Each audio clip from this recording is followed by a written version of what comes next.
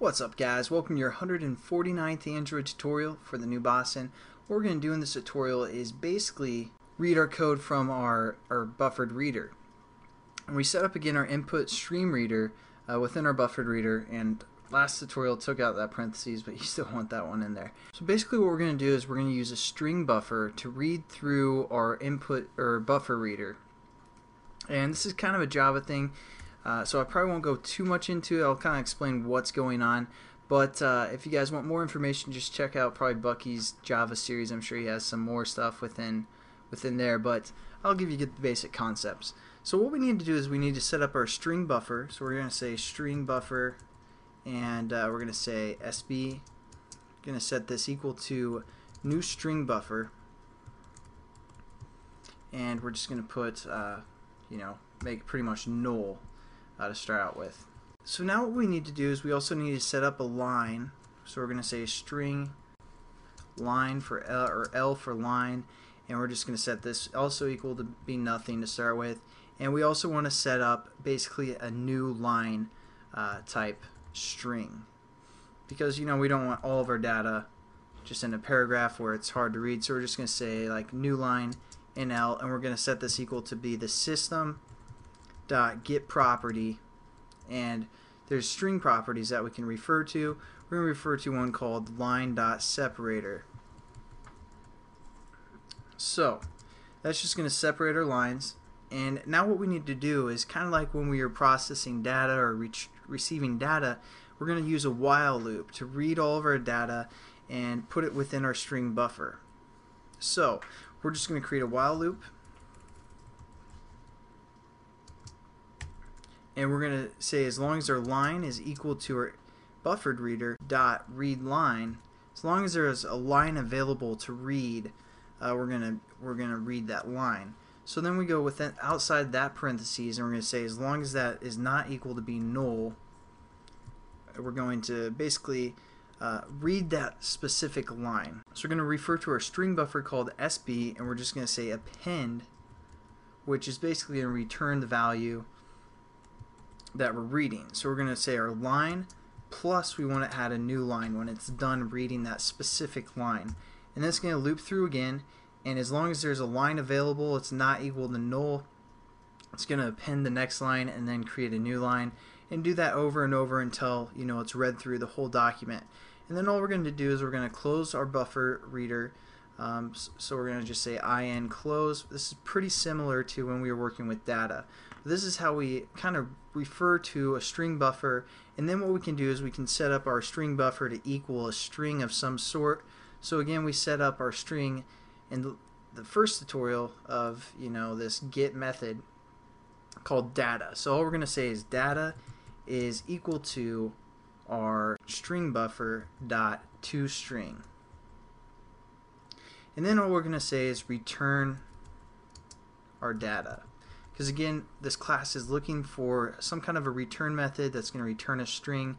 So that's what we're going to return, is the data we get from our string buffer. And then we also need to add a catch clause or a finally statement. So we're just going to say finally, and we're going to say, and we're going to just make sure our buffered reader is closed. Again, we're just going to say if like in is not equal to null, which for the most part it should have already been closed, but if it wasn't closed, that's most likely means that it's still not equal to null. So we're just going to force close it. So we're just going to say again like try, and then in dot close, and then we're just going to return data as well, because hopefully we got some sort of data attached. And then also we're going to add a catch clause, and we're just going to say catch like an exception E,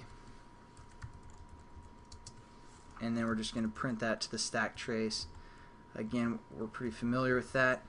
And there we go, we pretty much have everything set up. Now let's just kind of test this, make sure it works. So we're going to go back over to our HTTP example class, and all we're going to do is we're going to set up a new get method that we just created, EX. We're going to call this test, something like that, and this is going to be equal to new get method EX and then we can use that method. So we're going to say test, or we can set up a new string, maybe returned. And we're going to set this equal to our test dot, and we have that method we just created called get internet data, and that's what we're going to return to this string. And then we're just going to set our text view that we have set up to equal that string. So again, just HTTP stuff, and we're going to say dot set text to our new string that we just created called returned. And also we have to add a catch clause, a try and a catch around this, because again we're working with you know, an exception of some sort that could be thrown. So what we want to do is we also want to set this text within that catch clause as well. So then if it doesn't get set to anything, we know we have some sort of error as well. Just always good to keep that in mind of how our application runs and if it's actually working. So we're just going to run our application,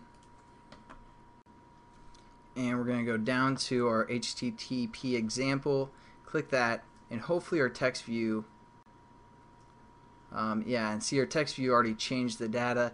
And this is kind of the stuff that we get back. As you can see, you know, and we can also break this down, which we'll get into later, but as you can see, it's kind of nicely structured of the information that's being passed in through our website.